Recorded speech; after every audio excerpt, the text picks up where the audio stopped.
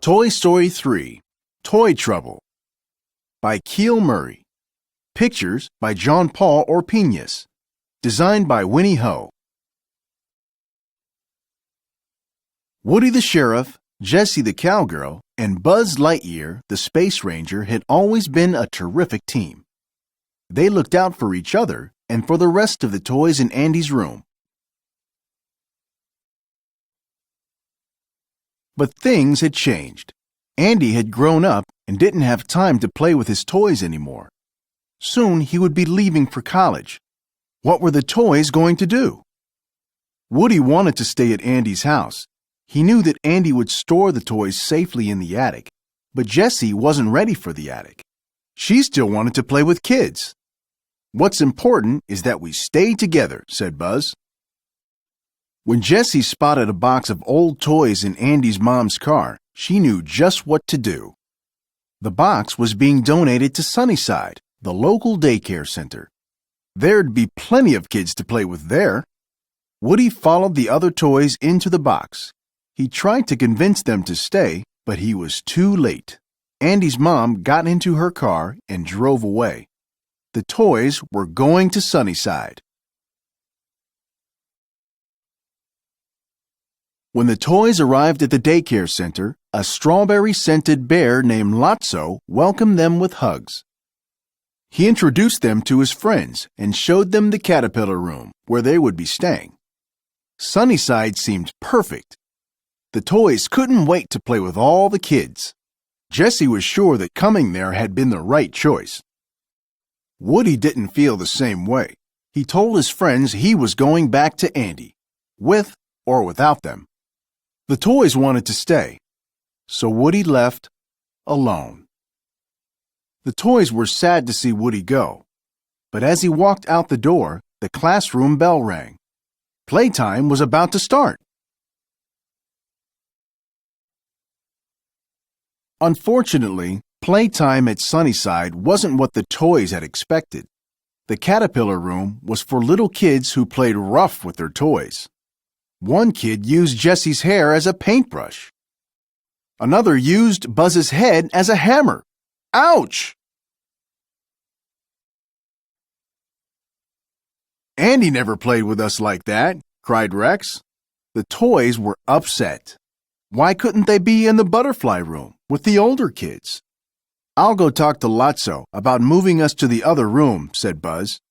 But the door was locked. They were trapped.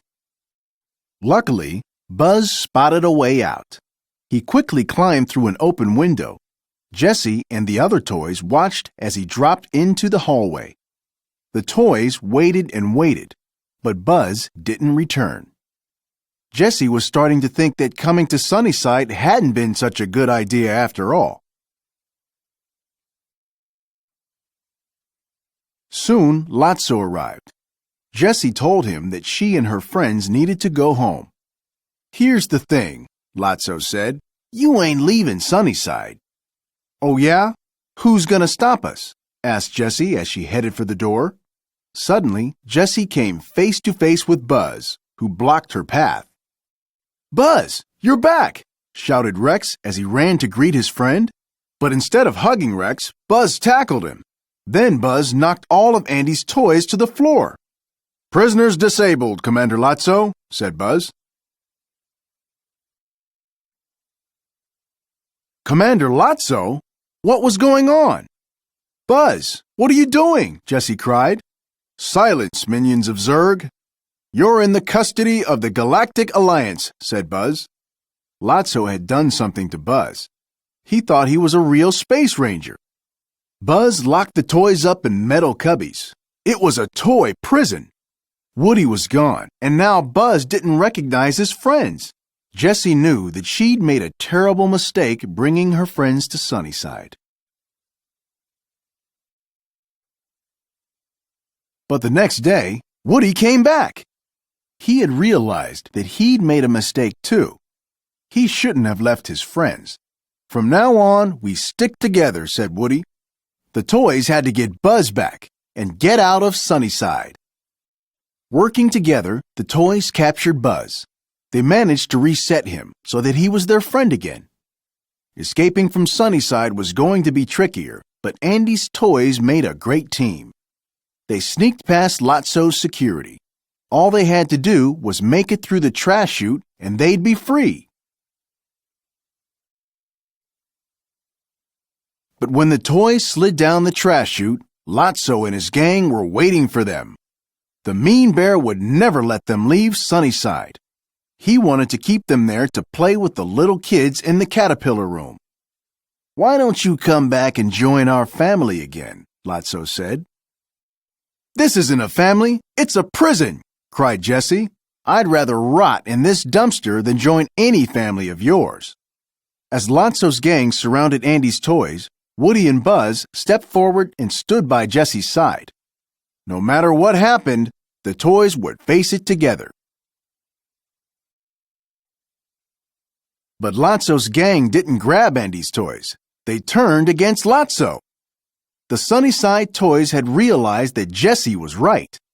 Lotso had made the daycare a toy's worst nightmare. They weren't going to listen to him anymore.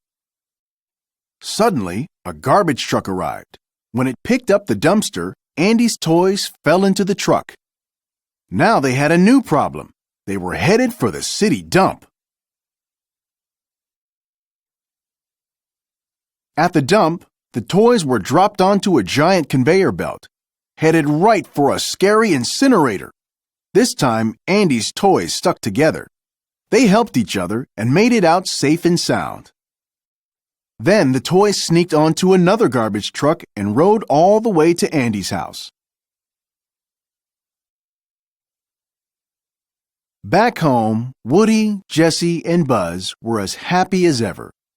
The toys didn't know yet what the future had in store for them, but they knew in their hearts that as long as they stuck together, everything would work out just fine.